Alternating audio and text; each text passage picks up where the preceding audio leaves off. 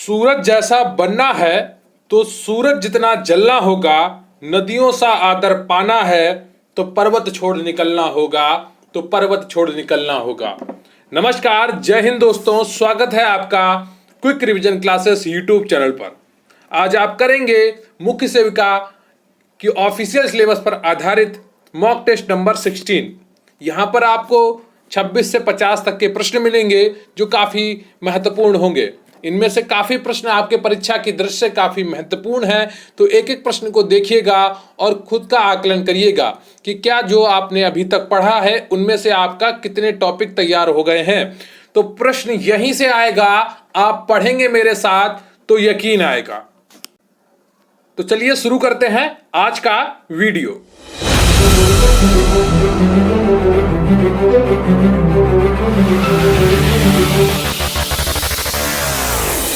इससे पहले कि मैं आपका वीडियो शुरू करूं, मैं आपको एक छोटी सी जानकारी देना चाहता हूं कि आ गई है मार्केट में मुख्य सेविका की बेस्ट बुक।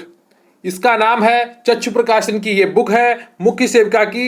ये ऑफिशियल सिलेबस पर आधारित है। इसमें टू द पॉइंट सिलेबस दिया गया है और एमसीक्यू के साथ ये बुक आती है। टॉपिक के जो टाइटल हैं उनको हिंदी और अंग्रेजी में बताया गया है और जो बुक का भाषा है वो बहुत ही आसान है। इसे मैंने खुद पढ़कर देखा है, आसान भाषा में एक एक चीज बताई गई है। तो इस किताब को लेकर आप अपनी तैयारी को मजबूत कर सकते हैं। तो आप इसे डिस्क्रिप्शन बॉक्स में जो लिंक दिए गए हैं वहां से खरीद सकते हैं या आप इसे नजदीकी बुक स्टॉल पर भी परचेज कर सकते हैं। तो इस किताब में काफी अच्छी खूबियां हैं। अगर आप एक किताब की तलाश में हैं तो ये किताब आपके लिए एक अच्छा विकल्प हो सकती है। ये नंबर 1 ट्रेंडिंग बुक है। फ्लिपकार्ट, अमेजन पे सब जगह बिक रही है काफी अच्छे दामों में। तो आप भी इस किताब को खरीद सकते हैं।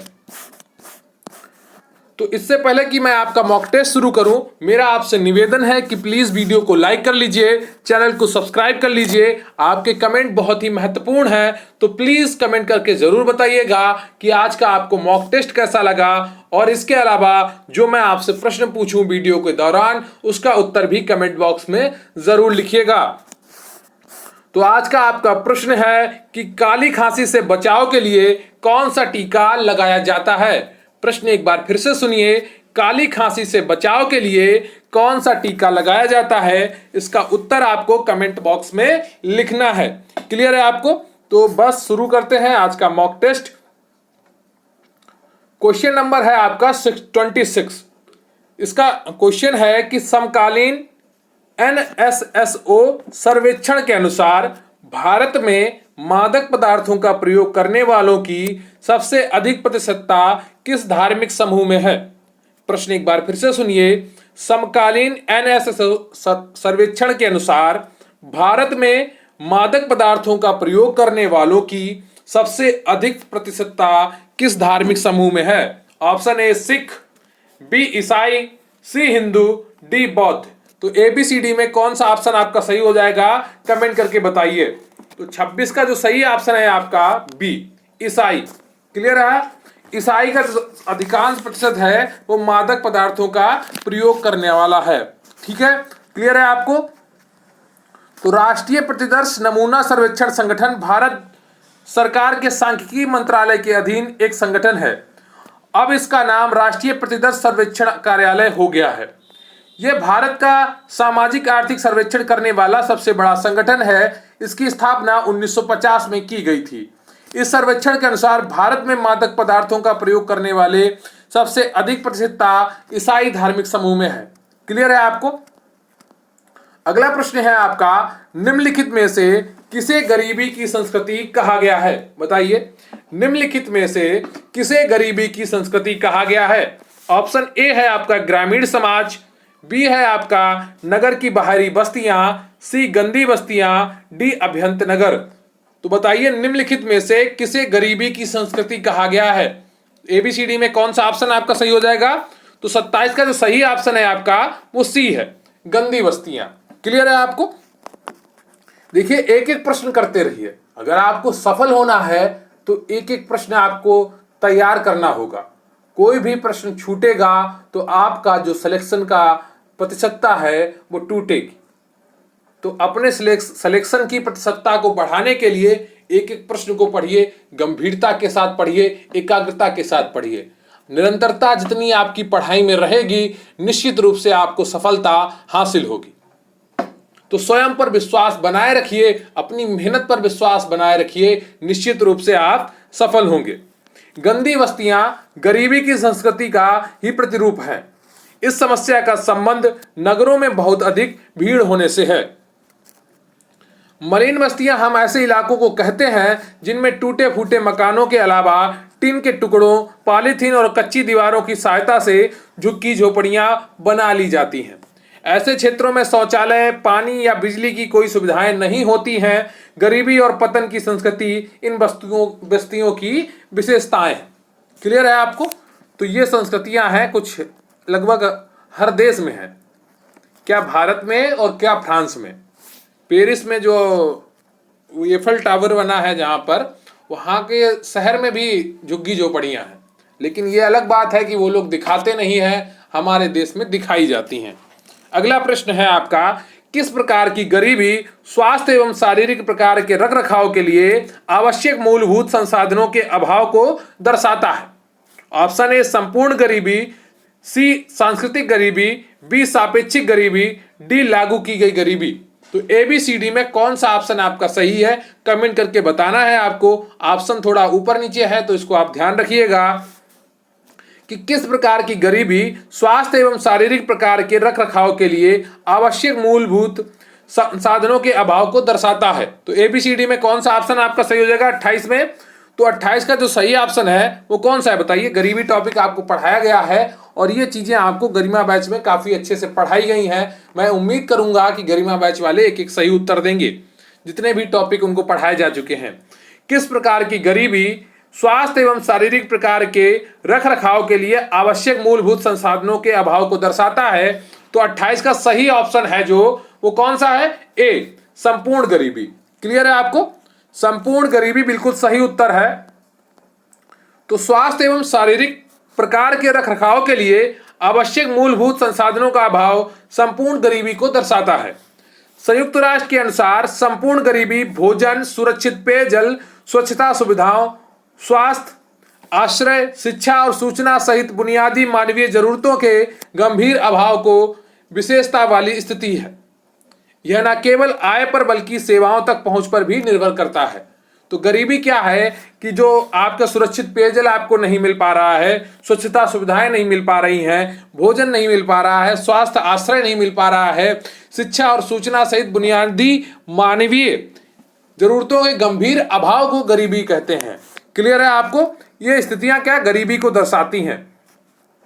अगला प्रश्न है आपका, और ये बहुत ही इंपॉर्टेंट प्रश्न है, इसे आप नोट कर लीजिएगा। ऐसे प्रश्न आपकी परीक्षा में पूछे जाएंगे निश्चित रूप से। प्रश्न है कि भारत में गरीबी का आकलन करने के लिए किस प्रतिमान का प्रयोग किया जाता है? किस, यहां पर प्रतिमान की जगह विधि भी लिखा हो सकता है, तो ध्यान रखिएगा।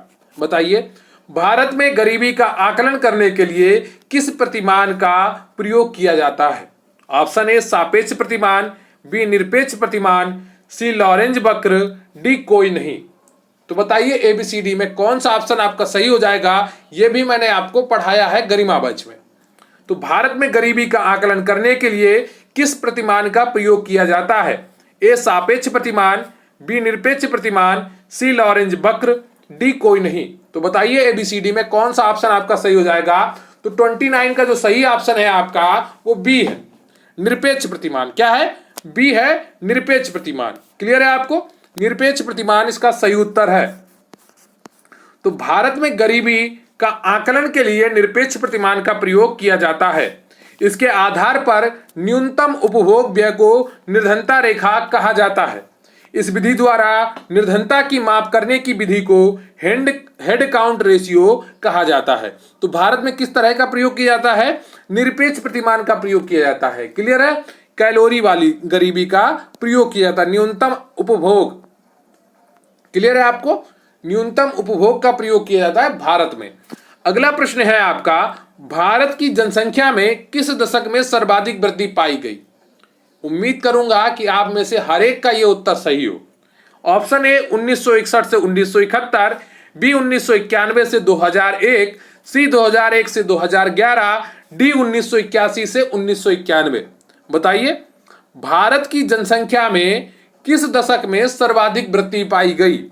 ऑप्शन ए 1961 से 1971, बी 1991 से 2001, सी 2001 से 2011, डी 1981 से 1991। तो बताइए एबीसीडी में कौन सा ऑप्शन आपका सही है? तो 30 का जो सही ऑप्शन है, जल्दी बताइए। ऐसे कैसे काम चलेगा भाई? 30 का ए ऑप्शन बिल्कुल सही है, 1961 से 1971। क्लियर है आपको? तो भारत में जनसंख्या में सर्वाधिक दशकीय वृद्धि दर 1961 से 1971 में देखी गई। इस दशक में वृद्धि दर 24.80% थी। कितनी थी? 24.80% थी। कमेंट करके जरूर बताइएगा कि 2011 की जनगणना के अनुसार भारत की दशकीय वृद्धि दर कितनी थी। क्लियर है आपको? तो आपको कमेंट करके बताना है कि 2011 की जनगणना के अनुसार भारत की दशकीय वृद्धि दर कितनी थी। आपका अगला प्रश्न है, विशेष विवाह अधिनियम किस सन में पारित हुआ? Option A 1960, B 1955, C 1954, D 1970। तो बताइए एबीसीडी में कौन सा ऑप्शन आपका सही है? विशेष विवाह अधिनियम किस सन में पारित हुआ? Option A 1960, B 1955, C 1954, D 1970। तो एबीसीडी में कौन सा ऑप्शन आपका सही हो जाएगा 31 का? तो 31 का जो सही ऑप्शन है आपका वो सी है 1954। क्लियर है आपको? सी ऑप्शन बिल्कुल सही है।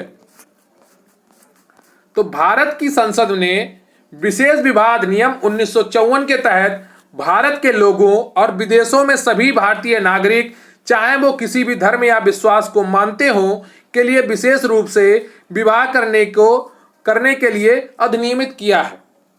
इस अधिनियम के 3 मुख्य उद्देश्य हैं। कुछ मामलों में विशेष रूप से शादी करना, कुछ विवाहों के पंजीकरण के लिए तथा तलाक प्रदान करने के लिए। क्लियर है आपको? तो ये आप 1954 इसका सी ऑप्शन बिल्कुल सही हो जाता है। देखिए ये विशेष विवाह अधिनियम है, हिंदू विवाह अधिनियम अलग है, तो उसको आप और इसको मिक्स मत कर लीजिएगा। अगला प्रश्न है आपका, भारत में अंग्रेजों के समय प्रथम जनगणना किस गवर्नर जनरल के शासनकाल में हुई? प्रश्न एक बार फिर से सुनिए, भारत में अंग्रेजों के समय प्रथम जनगणना किस गवर्नर जनरल के शासनकाल में हुई? ऑप्शन ए लॉर्ड मेयो के कार्यकाल में, बी लॉर्ड कर्जन के कार्यकाल में, या सी लॉर्ड रिपन के कार्यकाल में, या डी लॉर्ड लिटिन के कार्यकाल में।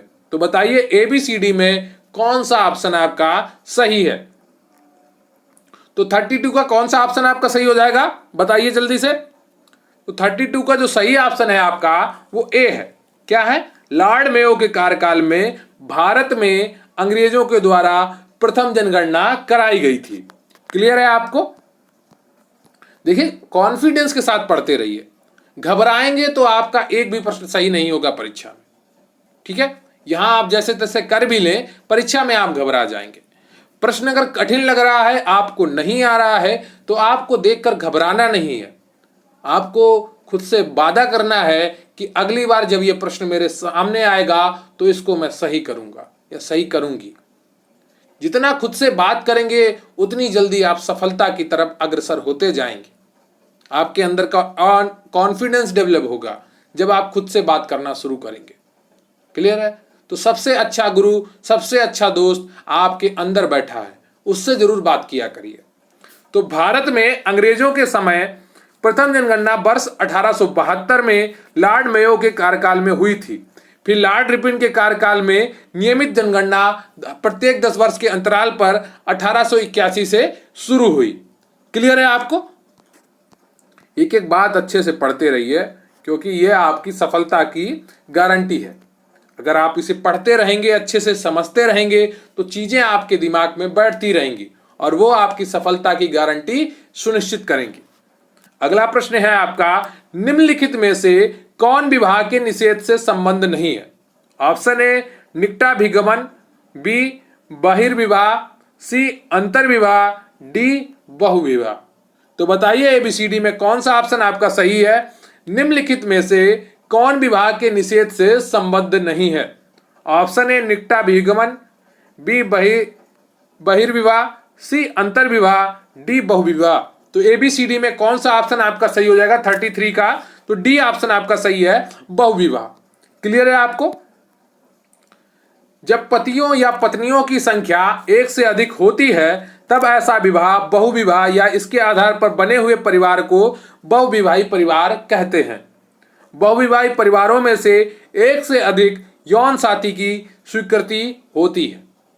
क्लियर है आपको? तो ये विवाह जो टॉपिक दिया गया है आपके सिलेबस में उससे जुड़ा हुआ प्रश्न था 33। अगला प्रश्न है आपका, मिताक्षरा एवं दाय भाग क्या है? बताइए, मिताक्षरा एवं दाय भाग क्या है? ऑप्शन ए, वर्णाश्रम धर्म के संबंध में चिंतन के दो संप्रदाय, या बी, वैदिक युग के दो दार्शनिक, सी, हिंदू धर्म में पैतृक संपत्ति के उत्तराधिकार एवं दाय प्राप्ति को विनियमित करने के दो कानून के दो संप्रदाय, या डी, प्राचीन काल के दो महत्वपूर्ण संगठन। तो ABCD में कौन सा ऑप्शन आपका सही है? जल्दी से बताइए। मिताक्षरा एवं दाय भाग क्या है? तो ABCD में क्या सही हो जाएगा 34 में? 34 का सी सही है। हिंदू धर्म में पैतृक संपत्ति के उत्तराधिकार एवं दाय प्राप्ति को विनियमित करने के कानून को दो संप्रदाय हैं। ठीक है, कानून के दो संप्रदाय हैं। हिंदू धर्म में उत्तराधिकार संबंधी कानून दाय भाग बंगाल और असम में लागू है, जबकि मिताक्षरा शेष भारत में लागू है। क्लियर है आपको?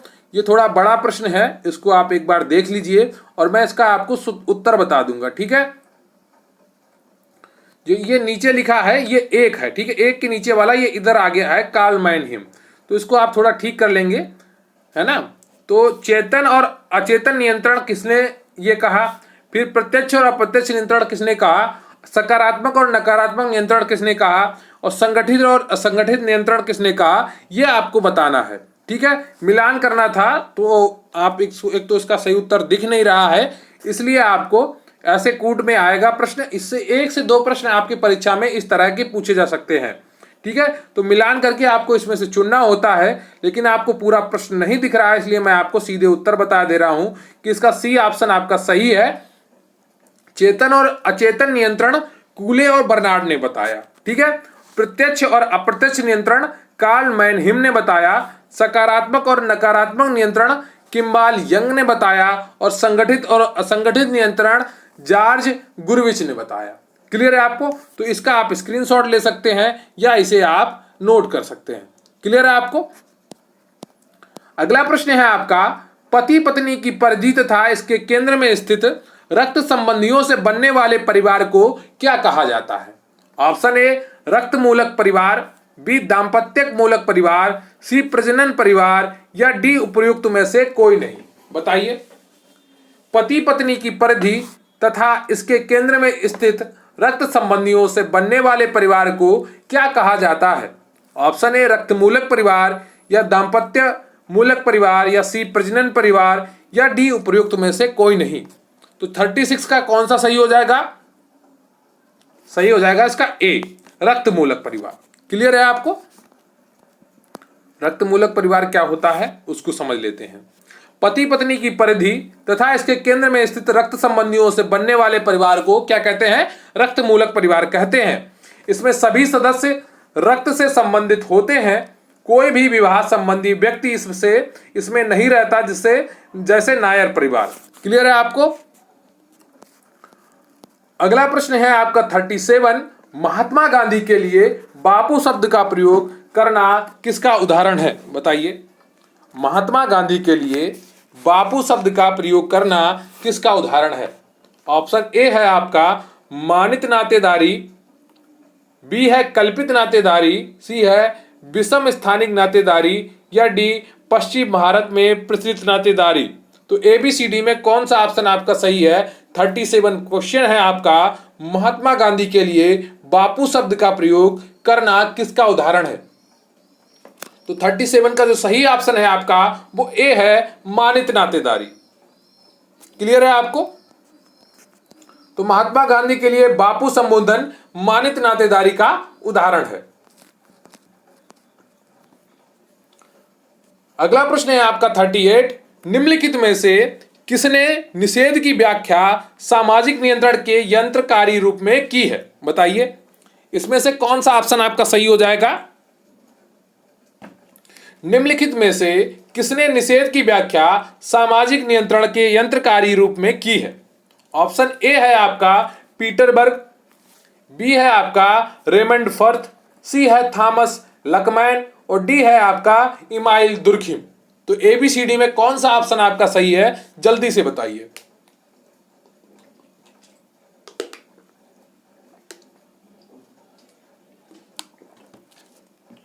प्रश्नों को पढ़ने की आदत डालिए। जितना पढ़ेंगे आप उतना ज़्यादा चीज़ें आपको याद होंगी और जितना लिखेंगे उससे ज़्यादा चीज़ें याद होंगी। पढ़ने और लिखने का सिलसिला रोकना नहीं चाहिए कभी भी। सिर्फ देखने से काम नहीं चलता, पढ़ना भी पड़ता है और लिखना भी पड़ता है, तभी चीज़ें दिमाग के अंदर बैठती हैं। क्लियर है आपको? तो प्रश्न है आपका, निम्नलिखित में से किसने निषेध की व्याख्या सामाजिक नियंत्रण के यंत्रकारी रूप में की है? Option A Peter Berger, B Raymond Firth, C Thomas Luckmann, D Emile Durkheim. जिन्हें चीजें कठिन लगती हों वो बोलकर जरूर पढ़ा करें। ये तरीके होते हैं खुद को मुश्किलों से बाहर निकालने के। प्रयास जब तक आप नहीं करेंगे आपकी समस्या का समाधान मिल ही नहीं सकता। प्रयास करते रहना ही एक समझदार इंसान का मूल तत्व होता है। तो क्वेश्चन है आपका, निम्नलिखित में से किसने निषेध की व्याख्या सामाजिक नियंत्रण के यंत्रकारी रूप में की है? Option A Peter Berger, B Raymond Firth, C Thomas Luckmann, D Emile Durkheim. तो एबीसीडी में कौन सा ऑप्शन आपका सही हो जाएगा, कमेंट करके बताइए। तो 38 का जो ऑप्शन आपका सही है वो कौन सा है? डी है, इमाइल दुर्खिम। क्लियर है आपको? इमाइल दुर्खिम बिल्कुल सही आंसर है। तो इमाइल दुर्खिम को आधुनिक समाजशास्त्र विषय के संस्थापकों में से एक अग्रणी प्रवर्तक माना जाता है तथा इनको प्रकार्यवादी परिप्रेक्ष्य की शुरुआत करने का श्रेय दिया जाता है। निषेध एक कठोर सामाजिक नियम का संकेत देता है जो कुछ वस्तुओं, व्यक्तियों और व्यवहारों को वर्जनाओं की श्रेणी में रखकर उनके उल्लंघन पर समूह अथवा समाज द्वारा दंड की व्यवस्था करता है। निषेध हर समाज में पाया जाता है। क्लियर है आपको? दुर्खिम ने निषेध की व्याख्या सामाजिक नियंत्रण के यंत्रकारी रूप में की है। इनके अनुसार अन्य संस्कारों की भांति एक निषेध सामाजिक एकजुटता को बनाए रखने में महत्वपूर्ण भूमिका अदा कर सकता है। क्लियर है आपको? तो ये चीजें हैं जिन्हें आपको पढ़ना है अपनी परीक्षा के लिए, अपनी सफलता के लिए। अगला प्रश्न है आपका, परिवर्तन का मार्क्सवादी सिद्धांत कि परिवर्तन के द्वारा क्रांति आती है इंगित करता है। प्रश्न एक बार फिर से सुनिए कि परिवर्तन का मार्क्सवादी सिद्धांत कि परिवर्तन के द्वारा क्रांति आती है क्या इंगित करता है? ऑप्शन ए विद्यमान संरचना में परिवर्तन, बी संपूर्ण संरचना में परिवर्तन, सी विद्यमान संरचना में आंशिक परिवर्तन या डी संरचनात्मक तत्वों में नाम मात्र का परिवर्तन। तो बताइए ए बी सी डी में कौन सा ऑप्शन आपका सही हो जाएगा? परिवर्तन का मार्क्सवादी सिद्धांत कि परिवर्तन के द्वारा क्रांति आती है क्या इंगित करता है? तो एबीसीडी में कौन सा ऑप्शन आपका सही हो जाएगा 39 का? तो 39 का जो सही ऑप्शन है आपका वो बी है, संपूर्ण संरचना में परिवर्तन। क्लियर है आपको? एक एक चीज आपको कॉन्फिडेंस के साथ पढ़नी है। जितना आप अपने अंदर कॉन्फिडेंस डेवलप करेंगे निश्चित रूप से आपको सफलता हासिल होगी। मार्क्स ने द्वंद्वात्मकता के आधार पर यह कहा कि परिवर्तन दो विरोधी शक्तियों के संघर्ष एवं सहयोग से होता है। तो मार्क्स के अनुसार यह है कि परिवर्तन क्या है, या तो दो विरोधी शक्तियों का संघर्ष होगा या उनका सहयोग होगा, तभी परिवर्तन संभव है। क्लियर है? यह मार्क्स का सिद्धांत था। मानव समाज में विरोधी वर्ग संघर्ष एवं सहयोग से परिवर्तन करते हैं। यह संघर्ष और सहयोग एवं संरचनात्मक अवस्था यानी कि अर्थव्यवस्था, राजनीति की अवस्था में तो होता है, परंतु एक परिस्थिति भी होती है, मसलन एक समाज में कभी फसल अच्छी हुई तो कभी अकाल पड़ गया। यह मार्क्स का सिद्धांत था। क्लियर है? ये काफी बड़े विद्वान थे। अगला प्रश्न है आपका, सामाजिक परिवर्तन संबंधी किस सिद्धांतकार का विचार दबाव सिद्धांत पर आधारित है? ऑप्शन ए राल्फ डा हरेनडॉर्फ, बी कोजर, सी टाइनवी, डी स्पेंगलर। तो ABCD में कौन सा ऑप्शन आपका सही है? क्वेश्चन है आपका 40। तो क्वेश्चन क्या है? सामाजिक परिवर्तन संबंधी किस सिद्धांतकार का विचार दबाव सिद्धांत पर आधारित है? तो ABCD में कौन सा ऑप्शन आपका सही है? जल्दी से बताइए। तो 40 का जो सही है आपका वो ए है, राल्फ डाहरेनडॉर्फ। ठीक है, बड़े कठिन कठिन नाम होते हैं अंग्रेजों के क्या विदेशों के, पता ही नहीं ये कौन से देश के हैं। तो उत्तर है राल्फ डाहरेनडॉर्फ का सामाजिक परिवर्तन संबंधी विचार दबाव सिद्धांत पर आधारित है, जो मार्क्स के विचारों के विपरीत आर्थिक ना होकर राजनीतिक है। क्लियर है आपको? अगला प्रश्न है आपका 41। किसने जाति गतिशीलता तथा गतिकी की व्याख्या के लिए संदर्भ समूह सिद्धांत के प्रयोग का समर्थन किया था? बताइए इनमें से कौन सा ऑप्शन आपका सही होगा। प्रश्न एक बार फिर से सुनिए। किसने जाति गतिशीलता तथा गतिकी की व्याख्या के लिए संदर्भ समूह सिद्धांत के प्रयोग का समर्थन किया? आपके ऑप्शन है K Gough, B L Dumont, C Y B Damle और डी है आपका जीएस घुरिये। तो ABCD में कौन सा ऑप्शन आपका सही है? बताइए। तो 41 का जो सही ऑप्शन है आपका वो सी है, बाई बी दामले। क्लियर है आपको? तो इसी तरीके से अच्छे से लगातार करते रहिए, निश्चित रूप से आपको सफलता मिलेगी। अगर आपने अभी तक वीडियो को लाइक नहीं किया है, प्लीज वीडियो को लाइक कर लीजिए, और चैनल को सब्सक्राइब नहीं किया है तो प्लीज चैनल को सब्सक्राइब कर लीजिए। अगला प्रश्न है आपका, पहले इसका उत्तर थोड़ा देख लीजिए। बाइबी दामले ने जाति गतिशीलता तथा गतिकी की व्याख्या के लिए संदर्भ समूह सिद्धांत के प्रयोग का समर्थन किया था। क्लियर है आपको? अब क्वेश्चन है 42। तो अगला क्वेश्चन है आपका 42। चावल के पानी की तरह से सफेद दस्त किस बीमारी का लक्षण है? ऑप्शन ए है आपका अमीबा पेचिस, बी है दंडाणु पेचिस, सी है हैजा, डी इनमें से सभी। तो बताइए ABCD में कौन सा ऑप्शन आपका सही है? चावल की पानी की तरह सफेद दस्त किस बीमारी का लक्षण है? तो 42 का कौन सा ऑप्शन आपका सही हो जाएगा? सी ऑप्शन सही हो जाएगा, हैजा। क्लियर है आपको? तो चावल के पानी यानी कि माई जैसा सफेद दस्त हैजा का लक्षण है। हैजा प्रदूषित जल, खाद्य पदार्थों एवं मक्खियों में उपस्थित विक्रिय कालेरी नामक जीवाणु से होता है। हैजा से पीड़ित व्यक्ति उल्टी दस्त करता है, जिससे पानी की कमी हो जाती है तथा पेशाब बंद हो जाती है। संक्रमण अधिक होने पर हाथ तथा पैरों में ऐंठन हो जाती है तथा रोगी की मृत्यु भी हो सकती है। क्लियर है? तो ये चीजें आपको याद रखनी है, और ये लक्षण हैं आपकी बीमारियों के, तो जो आपकी परीक्षाओं में पूछे जा सकते हैं। अगला प्रश्न है आपका, गलसुआ, चेचक, फेफड़े का क्षय रोग ... के उदाहरण है। तो किसके उदाहरण है ये आपको बताना है। गलसुआ, चेचक, फेफड़े का क्षय रोग किसके उदाहरण है? ऑप्शन है जैविक संचरण, बी वाहन संचरण, सी वायु संचरण और डी आपका ट्रांसप्लासेंटल संचरण। तो ABCD में कौन सा ऑप्शन आपका सही है? गलसुआ, चेचक, फेफड़े का क्षय रोग ... के उदाहरण है। ए जैविक संचरण, बी वाहन संचरण, सी वायु संचरण, डी ट्रांसप्लासेंटल संचरण। तो ABCD में कौन सा ऑप्शन आपका सही हो जाएगा? 43 का। तो 43 का सी ऑप्शन सही है, वायु संचरण। क्लियर है आपको? सी ऑप्शन बिल्कुल सही है। तो गलसुआ, चेचक, फेफड़े का क्षय रोग वायु संचरण के उदाहरण है। कुछ रोगों के जीवाणु श्वास द्वारा शरीर में प्रवेश करते हैं। क्लियर है आपको? तो बाकी चीजें आपको पता ही है। अगला प्रश्न है आपका, इनमें से कौन सा जल में घुलनशील विटामिन है? बताइए इनमें से कौन सा जल में घुलनशील विटामिन है? तो ABCD में कौन सा ऑप्शन आपका सही है? जल्दी से बताइए। विटामिन डी है या विटामिन ई है या विटामिन B1 है या विटामिन ए है? बताइए इनमें से कौन सा जल में घुलनशील विटामिन है? तो 44 का कौन सा ऑप्शन आपका सही हो जाएगा? 44 का सही ऑप्शन है आपका सी, विटामिन B1 जल में घुलनशील है। क्लियर है आपको? तो सी ऑप्शन आपका बिल्कुल सही है। विटामिन का आविष्कार क्रासिमर फंक ने 1912 ईस्वी में किया था। यह एक प्रकार का कार्बनिक यौगिक है। इनसे कोई ऊर्जा नहीं प्राप्त होती, यहां पर ऊर्जा होगा जहां पर ऊ लिखा है, परंतु यह शरीर में उपापचय के लिए अत्यंत आवश्यक है। इसे रक्षात्मक पदार्थ भी कहा जाता है। घुलनशीलता के आधार पर विटामिन दो प्रकार के होते हैं। एक आपके होते हैं जल में घुलनशील और दूसरे होते हैं आपके वसा में घुलनशील। जो बी और सी हैं ये जल में घुलनशील होते हैं और जो विटामिन ए डी ई के जो है ये आपके वसा में घुलनशील है।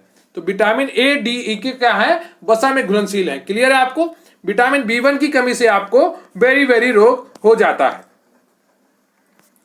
अगला प्रश्न है आपका, वायुजनित संक्रमण के कारण नहीं होता है। बताइए कौन सा रोग है जो वायुजनित संक्रमण के कारण नहीं होता है? ऑप्शन ए तपेदिक टीबी, बी चेचक, सी खसरा, डी हेपेटाइटिस बी। तो बताइए एबीसीडी में कौन सा ऑप्शन आपका सही है जो वायुजनित संक्रमण के कारण नहीं होता है? बताइए 45 का कौन सा ऑप्शन आपका सही है? 45 का डी ऑप्शन आपका सही है, हेपेटाइटिस बी। क्लियर है आपको? हेपेटाइटिस बी आपका ऑप्शन बिल्कुल सही है जो वायुजनित संक्रमण से नहीं होता है। तपेदिक, चेचक व खसरा वायु के माध्यम से फैलने वाले रोग हैं, जबकि हेपेटाइटिस बी वायरस के द्वारा शारीरिक संपर्क के माध्यम से फैलने वाला रोग है। क्लियर है आपको? अगला प्रश्न है आपका, दाद यानी कि रिंग वॉर्म किस प्रकार की बीमारी है? ऑप्शन ए जीवाणुवीय, बी कवकीय, सी प्रियन, डी विषाणुवीय। बताइए दाद किस प्रकार की बीमारी है? बताइए एबीसीडी में कौन सा ऑप्शन आपका सही हो जाएगा? तो 46 का जो ऑप्शन है आपका वो सही है, बी कवकीय बीमारी है। क्लियर है आपको?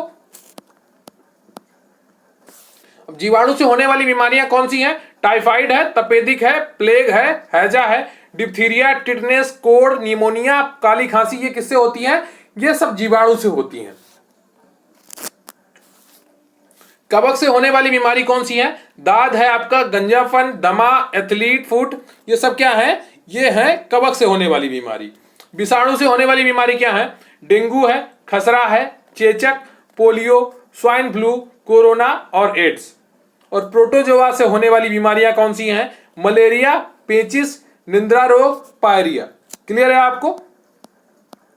अगला प्रश्न है आपका 47, एंथ्रेक्स एक प्रकार के ... के कारण होता है। ऑप्शन ए जीवाणु, बी कवक, सी प्रोटोजोआ, डी विषाणु। तो एबीसीडी में कौन सा ऑप्शन आपका सही है? जल्दी से बताइए। एंथ्रेक्स एक प्रकार के ... के कारण होता है। तो 47 का जो ऑप्शन सही है वो आपका ए है, जीवाणु। क्लियर है आपको?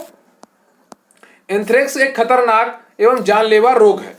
यह मानव एवं पशु दोनों को संक्रमित करता है। इसके कारण बैसिलस एंथ्रेसिस नामक जीवाणु है। तो यह जीवाणु से होता है। अगला प्रश्न है आपका, महिलाओं में यौवन के विकास का प्रथम प्रमाण किस रूप में अभिव्यक्त होता है? ऑप्शन ए है आपका मासिक धर्म की शुरुआत से, बी स्तन अंकुर का प्रकट होना, सी बंगलों एवं श्रोणि क्षेत्र में बालों का प्रकट होना, डी वृद्धि प्रवेग का प्रारंभ होना। तो एबीसीडी में कौन सा ऑप्शन आपका सही है? महिलाओं में यौवन के विकास का प्रथम प्रमाण किस रूप में अभिव्यक्त होता है? तो 48 का जो सही ऑप्शन है आपका वो बी है, स्तन अंकुर का प्रकट होना। क्लियर है आपको? तो महिलाओं में यौवन के विकास का प्रथम प्रमाण स्तन अंकुर का प्रकट होने के रूप में अभिव्यक्त होता है। क्लियर है आपको? बाकी चीजें आप ये पढ़ लीजिएगा, स्क्रीनशॉट ले लीजिए। क्लियर है आपको? अगला प्रश्न है आपका, प्लेसेंटा का लगभग वजन कितना होता है? बताइए प्लेसेंटा का लगभग वजन कितना होता है? शिशु के वजन का 1/4, या शिशु के वजन का 1/6, या शिशु के वजन का 1/7, या शिशु के वजन का 1/3। तो बताइए एबीसीडी में कौन सा ऑप्शन आपका सही है? प्लेसेंटा का लगभग वजन क्या होता है? शिशु के वजन का 1/4, या शिशु के वजन का 1/6, या शिशु के वजन का 1/7, या डी शिशु के वजन का 1/3। तो 49 का जो सही ऑप्शन है वो कौन सा है? बी शिशु के वजन का 1/6 भाग क्या होता है? प्लेसेंटा का लगभग वजन होता है। प्लेसेंटा का वजन शिशु के वजन का लगभग 1/6 होता है। मानव शरीर में पाए जाने वाला अपरा प्लेसेंटा बिंबाब के प्रकार के होते हैं। प्लेसेंटा भ्रूण का मादा गर्भाशय की भित्ति के साथ वह अस्थायी संबंध है जिसके द्वारा भ्रूण एवं मादा के रुधिर में पदार्थों का विनिमय होता है। यह अकेला ऐसा अंग है जो प्राणियों के ऊतक से बनता है। क्लियर है आपको? अगला प्रश्न है आपका 50वां, किस प्रकार के प्रसव में पहले और दूसरे चरण की संयुक्त अवधि 2 घंटे से कम है? बताइए, किस प्रकार के प्रसव में पहले और दूसरे चरण की संयुक्त अवधि 2 घंटे से कम है? ऑप्शन ए सामान्य प्रसव, बी दीर्घकाल प्रसव, सी अप्रत्याशित प्रसव, डी विचारण प्रसव। तो ABCD में कौन सा ऑप्शन आपका सही है, जल्दी से बताइए। किस प्रकार के प्रसव में पहले और दूसरे चरण की संयुक्त अवधि 2 घंटे से कम है? बताइए ABCD में कौन सा ऑप्शन आपका सही हो जाएगा? तो इसका जो सही ऑप्शन है आपका सी है, अप्रत्याशित प्रसव। क्लियर है आपको? तो प्रेसिपिटेट लेबर एक प्रकार का लेबर है जिसमें पहली और दूसरी स्टेज की संयुक्त अवधि 3 घंटे से कम होती है। ठीक है, ये इंग्लिश में प्रेसिपिटेट लिखा है, वो अप्रत्याशित प्रसव का ही, ठीक है, रूपांतरण है। नियमित लेबर शुरू होने के 3 घंटे से भी कम समय के भीतर प्रेसिपिटेट लेबर को भ्रूण के निष्कासन के रूप में परिभाषित किया जाता है। क्लियर है आपको?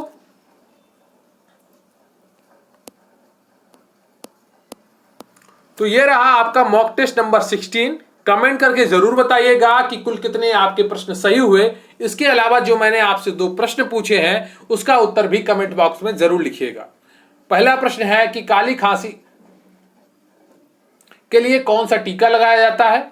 दूसरा प्रश्न है आपका कि जो भारत की 2011 की जनगणना हुई थी उसके अनुसार भारत की जनसंख्या वृद्धि दर कितनी है, दशकीय जनसंख्या वृद्धि दर कितनी है। इसका उत्तर आपको कमेंट बॉक्स में लिखना है और आपको लगातार बस पढ़ते रहना है, खुद पर आत्मविश्वास करना है, निरंतरता बनाए रखनी है। जब आप लगातार पढ़ रहे होंगे तो निश्चित रूप से आपको लाभ मिलने वाला है। अगर आपने अभी तक वीडियो देखा है तो कमेंट करके जय हिंद जय भारत जरूर लिखिएगा ताकि मुझे पता चल सके कि आप में से कितने लोग पूरा मॉक टेस्ट कर रहे हैं। तो जय हिंद जय भारत जरूर लिखिएगा कमेंट बॉक्स में, और जो प्रश्न पूछे गए हैं उनके उत्तर भी कमेंट बॉक्स में जरूर लिखिएगा। अगर आपने अभी तक वीडियो को लाइक नहीं किया है प्लीज वीडियो को लाइक कर लीजिए। चैनल को सब्सक्राइब नहीं किया है तो प्लीज चैनल को सब्सक्राइब कर लीजिए और कमेंट करके जरूर बताइएगा कि आज का मॉक टेस्ट आपको कैसा लगा। मुझे आपके कमेंट्स का इंतजार रहेगा। तो बहुत बहुत धन्यवाद आपका। जय हिंद जय भारत।